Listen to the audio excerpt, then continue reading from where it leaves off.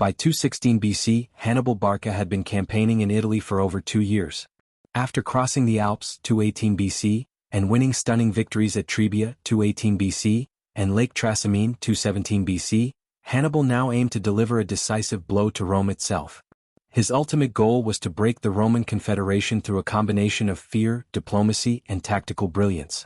The stage was set for one of the most famous battles in military history, Cannae. Strategic situation in Italy. Following Trasimene, Rome had become cautious. Instead of engaging Hannibal directly, the Romans adopted Fabian tactics, avoiding pitched battles while harassing his forces and cutting supply lines.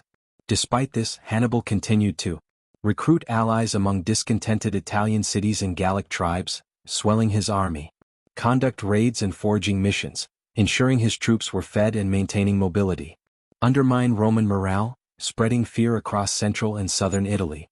By 216 BC, Hannibal had moved south into Apulia, positioning himself strategically near the river Aufidus, modern Ofanto, where he could draw the Romans into open battle. Roman response. Rome, determined to stop Hannibal, raised a massive army. Consuls: Lucius Aemilius Paulus and Gaius Terentius Varro.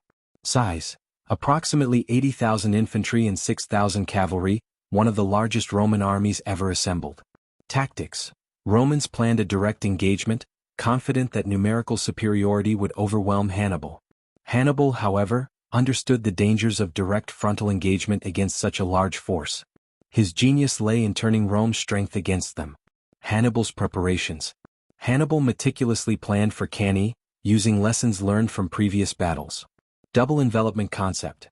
He arranged his infantry in a convex formation that would gradually retreat under pressure, drawing the Romans in. Cavalry superiority. Hannibal's Numidian and heavy cavalry were positioned on the wings, ready to sweep around the Roman flanks. Terrain advantage. He chose flat ground near the Aufidus River, ideal for maneuvering cavalry and controlling Roman movement. Psychological warfare. Hannibal anticipated Roman overconfidence, relying on timing, discipline, and cohesion to exploit it. Campaign leading to Cannae.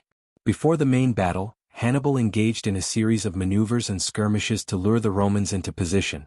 Raids and provocation. Hannibal harassed Roman foraging parties, forcing them to commit troops in response. Gallic and Italian support.